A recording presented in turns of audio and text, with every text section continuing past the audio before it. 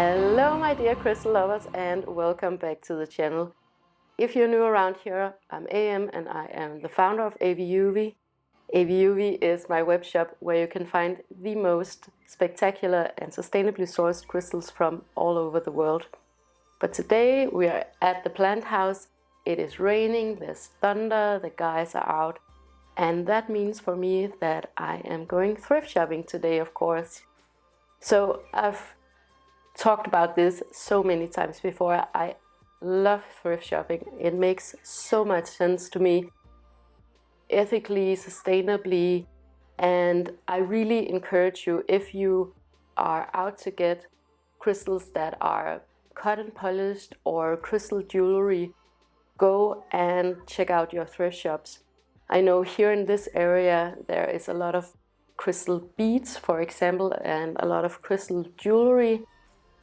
The kind of crystals that I sell on the AVIUVI shop, you definitely not find here, because those are the collector's items.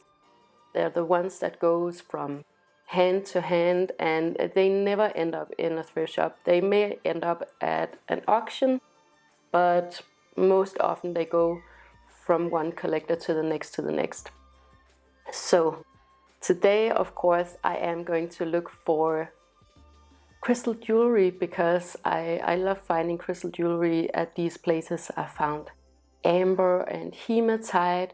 Those are the most common ones, but you can also find crystals like the more generic ones, such as tiger's eye, and of course rose quartz and clear quartz beads and amethyst. So definitely in this area it's very easy to find secondhand cut and polished crystals. Another thing that I'm always looking for is anything that's like crystal related. I love raw materials. I love decorating with travertine and marble and alabaster. And if you've seen my previous thrift shopping videos, you know that I've really found some gems. So what I always say about thrift shopping is you have to be mindful of the demographic where you are going to look for treasures, because in Copenhagen most of the people who live there are students, university students. So what you would find in thrift shops there would probably be things like IKEA items and H&M home items, so not exactly the best quality. However, if you can find an area like the one that we're in now, where the demographic is 50 plus or 60 plus, that's actually a really good age group. And it doesn't have to be in the most affluent neighborhood. Actually, it's better to go somewhere in the middle. If you chose an area where people are very affluent, most likely those items would go to auctions. So what happens, just to make it short, is that when that age group, they choose to move into a smaller place to downsize, they take a lot of their stuff to thrift shops. And these are things that they've been collecting their entire lives, so it's really high quality, opposed to in Copenhagen, where you don't really have the money to buy a lot of high quality things when you're a student, and you tend to maybe sell it online. Things are a little bit different, so go for areas where you have 50 plus, 60 plus demographic, in, like, I would say a middle income area, and that's definitely where I've had the most success. Of course you can go to auctions, and I definitely encourage you to do that too, if you want something if you just want to take the easy way out, because you can definitely find some amazing things there, because auction houses, they do have specialists that knows about crystals and precious metals and precious stones, and you'll actually be able to get a certificate for it, and you won't be able to do that in a thrift shop. So you have to know your way around crystals, know what they're supposed to look like and feel like. You know, there are quite a lot of crystals that are actually just plastic or glass. So you will definitely find that in a thrift shop too. But I'll see what I can find today, and I'll share with you a little bit about what I know about crystals. Yeah, and I'll share my findings. Hopefully I'm gonna find some treasures today. If you can hear the guys are not coming with me today. They're just gonna stay and chill and build a new Lego project, and I have all the time in the world to go and find beautiful things in the thrift shops. So let's go, guys.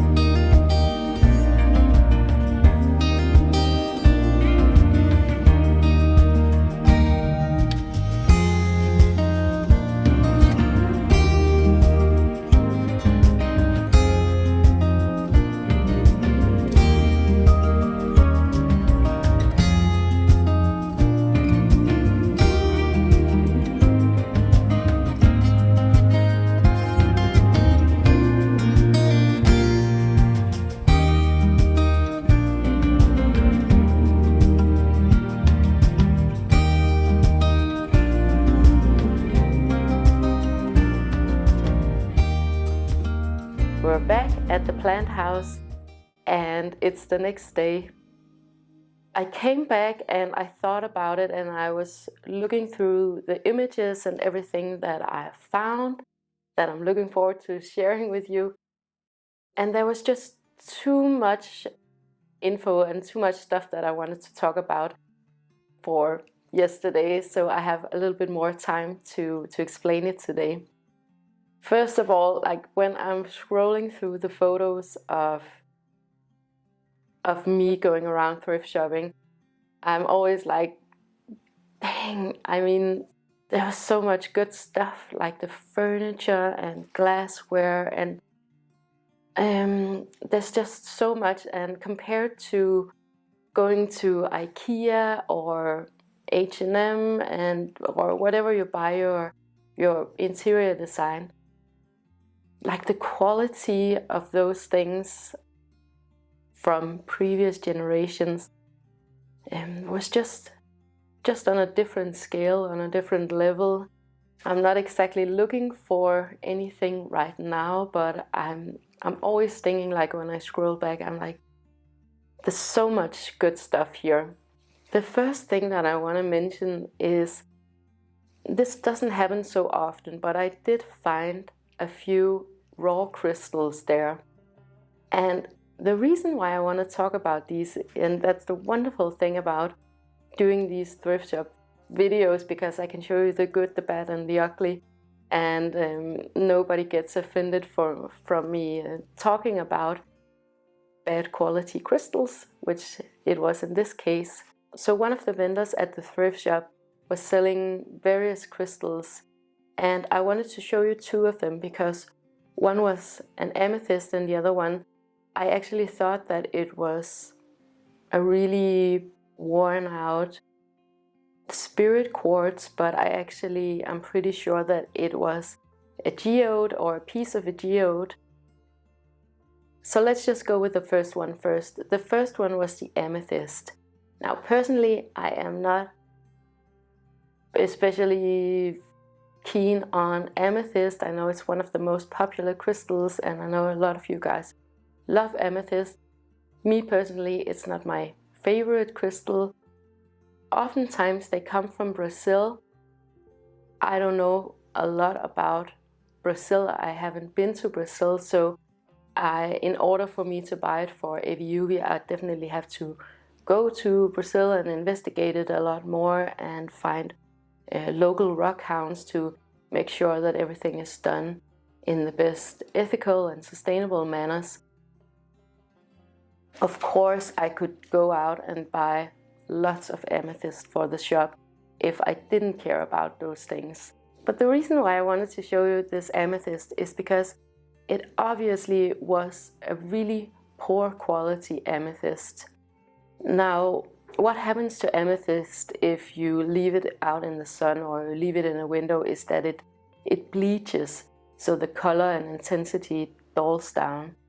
And that was part of what had happened in this case.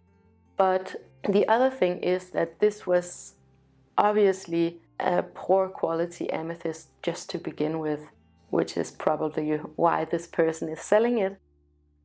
And that's the point that I want to make, that if you go out and you buy poor quality crystals, well, for one, it travels across the globe to land here in Denmark, and who knows what kind of journey it has been through.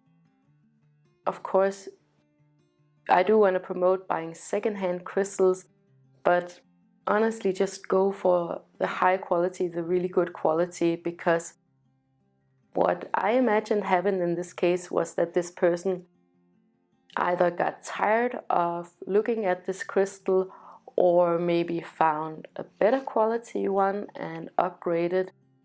And for me, that is just such a shame, because it does take a toll on nature finding these crystals. They're very heavy and you have to transport them, so there's an environmental issue there. And the working conditions are often not regulated, so that's another thing.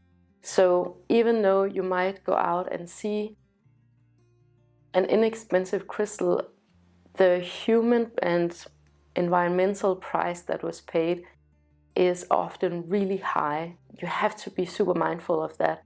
And I wanted to show you this amethyst just because this is what happens, and this is what I see happening, is that people buy poor quality and they actually don't want to have it around for a very long time. That is the exact opposite of what I want to promote at AVIUVI. I want to promote that you either go and buy some good quality crystals that are secondhand, or if you go and buy new crystals, what you want to do is to buy really high quality. So the other one I thought was a spirit quartz, but when I looked around and I turned it over and looked at the back side, I could see that it was part of a geode. Geode most often comes from Morocco, and I sell geodes too, and I love geodes. I know the rock hound who found my geodes, and I know where they were found and the means of transportation and everything like that. The thing is though that there are a lot of these geodes going around that are so bad in quality. And what you can see in these images is what I would definitely not go for when shopping for AVIUVI. So this one is very dirty, it's very tainted in color, it's yellow and brown. It's just not good quality. It actually looks a little bit disgusting to me. And that is the exact opposite of what you want in a crystal. You want it to be sparkling and beautiful and really amazing, and something that you want to have around forever, right? Because it took nature so many years to make this. So why even like transport a poor quality crystal from one location to another if you're just gonna give it up anyway? And that's one of the things that I really enjoy about going to thrift shops, is that I can show you these things without stepping on anyone's toes. What I did end up getting was a few different things, and I'm gonna show you first the things that are not crystal related, and then I'm gonna show you the crystal related things, because I got some awesome finds. So the first one is actually the most expensive one, and if you've been watching my videos, you know I collect these glass bowls. This is from a Danish company that makes these here in Denmark, and they were super popular, I guess back like 20-30 years ago. So you can find these in thrift shops, really beautiful hand-blown glass. And I love going for the green because it goes so well with the plant house. So I got one more for my collection that now has 2 bowls.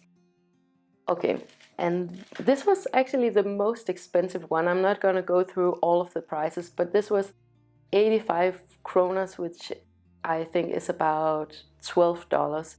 So everything that I'm gonna show you today is less than that. And I mean, for a good quality piece of interior or an interior accessory, it's just a win, right?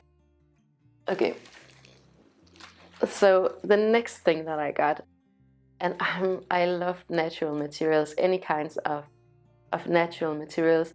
Sometimes when I'm back home in Copenhagen, I kind of go through in my mind, like, if I was to remove everything that was not a natural material, what would I have left? And then just slowly phase those things out of the apartment and replace them with natural materials. One thing that I found was this beautiful hand-carved box right here. I'm not sure about what the wood actually is, but it's definitely handmade. You can completely see all of the details, and it's red inside, but I think I can easily fix that, just replace this, because I think this was just glued down, and maybe I'll just remove it, or yeah, I don't know. But I wanted to show you this beautiful, beautiful handmade box right here. Didn't cost a lot. It cost under $10. So I mean, compared to a wooden box that you'd find at H&M Home, for example, this is just so much better and so much more sustainable, of course. Up next, I got, and my passion and my current love for like willow weaving, and I don't know, these, okay, I'll just show you. Okay, so I got this picnic basket right here, and I don't know if it even fits in the frame. So this was so cool because you could get a variety of picnic baskets, but what was so cool about this one is that everything is made of natural materials. So there's no metals or anything like that, or plastic bits. It's just, I don't even know what you'd call this, raffia maybe. I'm probably not going to use it as a picnic basket. I'm probably just going to use it for storage back in Copenhagen. But I just wanted to show you how cute this was.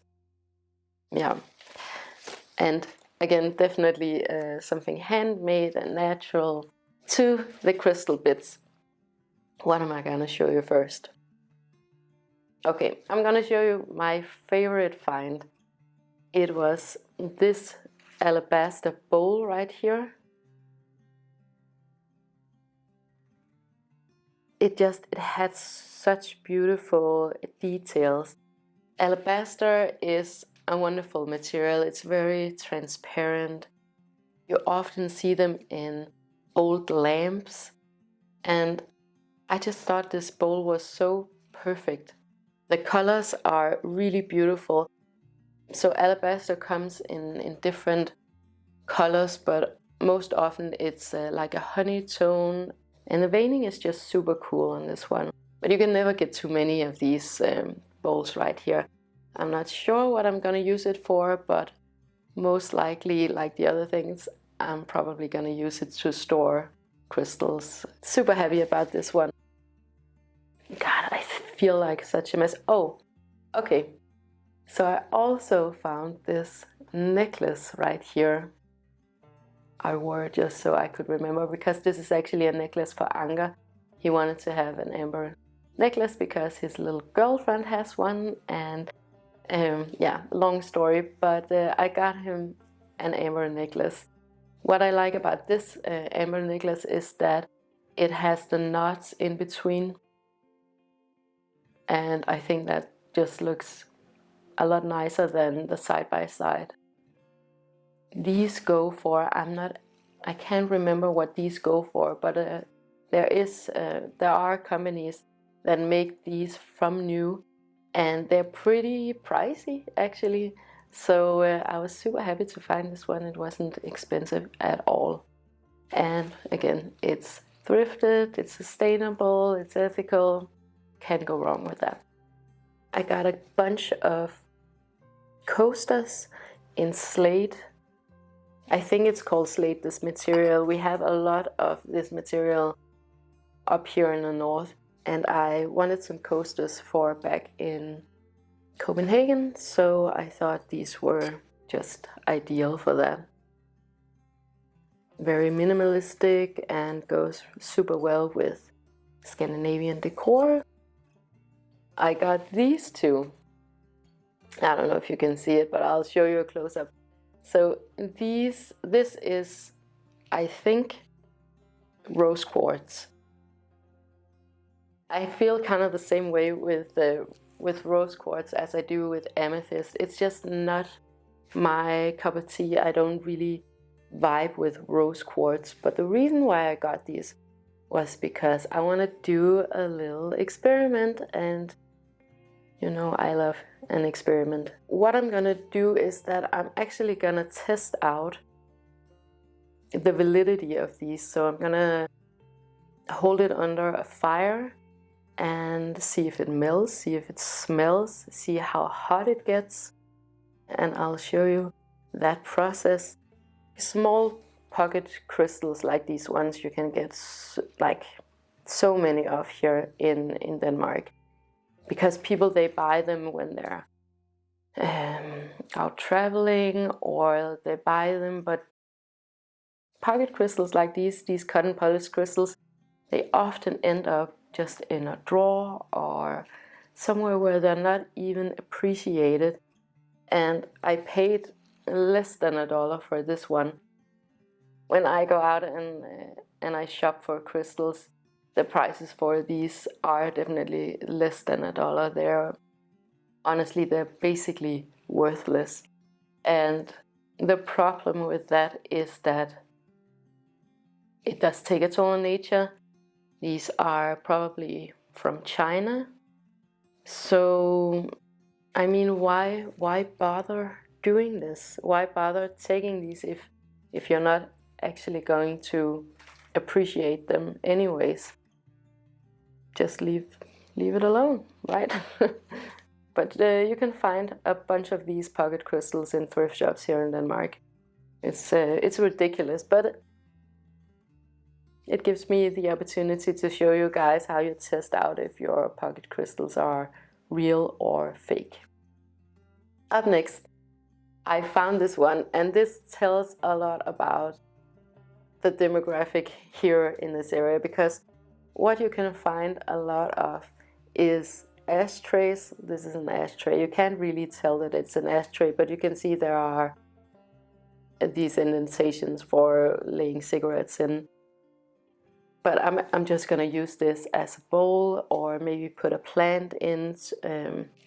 The demographic here is older, and that's why you can find a lot of ashtrays, crystal lighters, or marble lighters, and alabaster, onyx, those types of materials.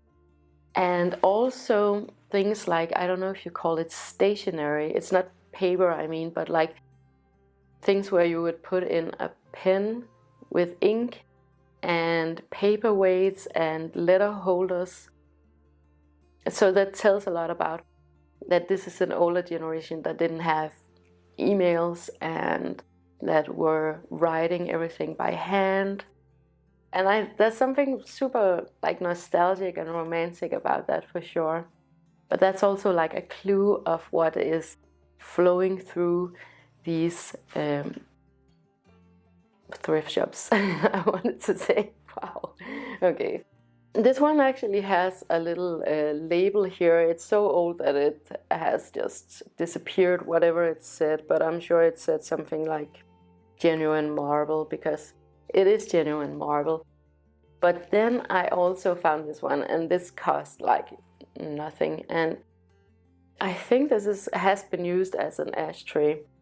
The reason why I got this one, because maybe you can tell the difference. It's not the same marble, but this one is a lot more shinier than this one. So here we have another experiment, and that's because I've been seeing this thing around where different shops, they sell antique marble, or antique marble pieces, because marble is millions of years old, but antique marble pieces.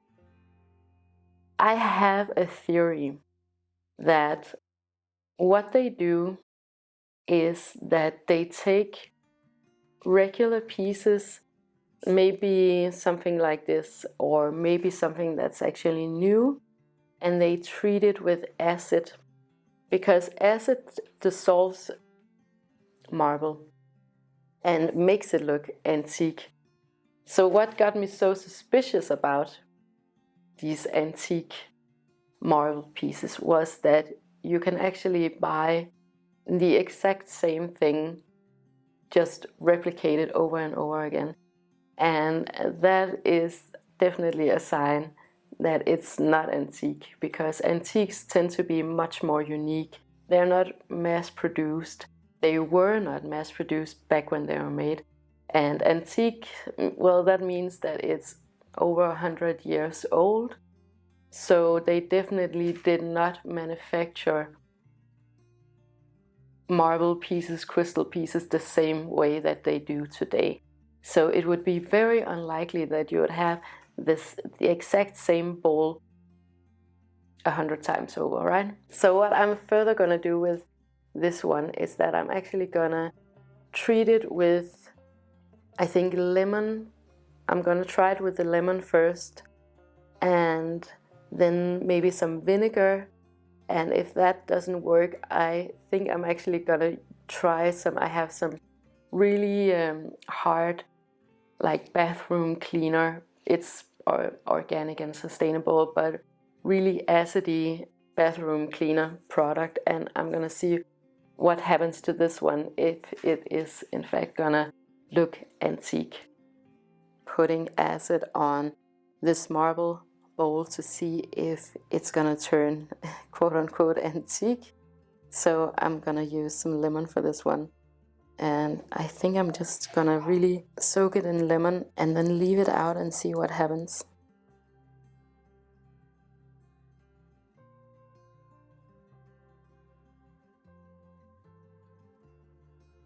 So far nothing happens, but I think it's gonna be a bit more of a process.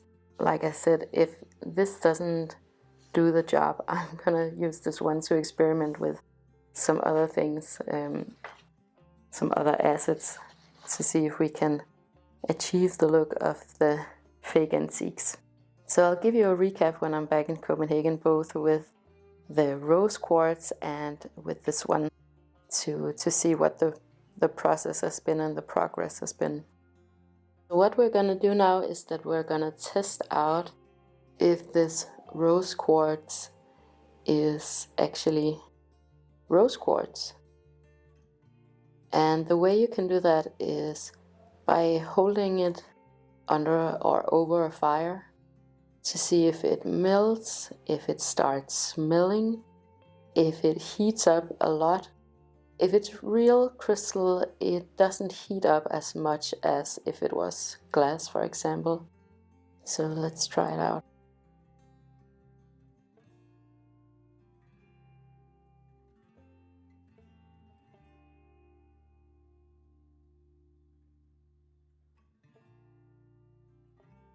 Let me just focus. Okay, so this is after I had it under the fire for about 30 seconds and I just cleaned it off. What happened to it was that it didn't melt and it didn't smell, but it did get extremely hot, a lot hotter than I thought it would. And not just in the area where the fire was, but all over, very hot. And also the color changed. It got a lot darker in color. So now I'm going to try the other one right here. You can see there's a lot of texture on this one, and what happened to the first one was that the texture actually disappeared. So I'm kind of curious about what that's about and if it's going to do the same thing with this one. So let's give it a try.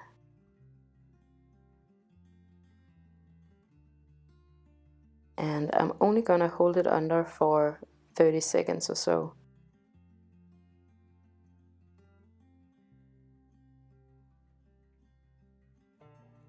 Already it looks a lot shinier back in the back end right here. You can see it also gets a little bit more transparent. Let me just clean this one up. Okay, so here's the cleaned up version, and you can see that it's a lot more smooth now than it was before. Do you see that? So it looks a lot more polished. Also the color has changed quite a bit. It's much more pink. And that would indicate to me that this is not a real crystal. Thank you so much for watching, and if you enjoyed this video and would like more of this type of content, if you found it helpful with all of the experiments, make sure to like, share and subscribe. It helps me to know what you want me to talk about, but it also helps others to find this content if that is what they're looking for. I hope you will have the most amazing day with so much love to you and to yours.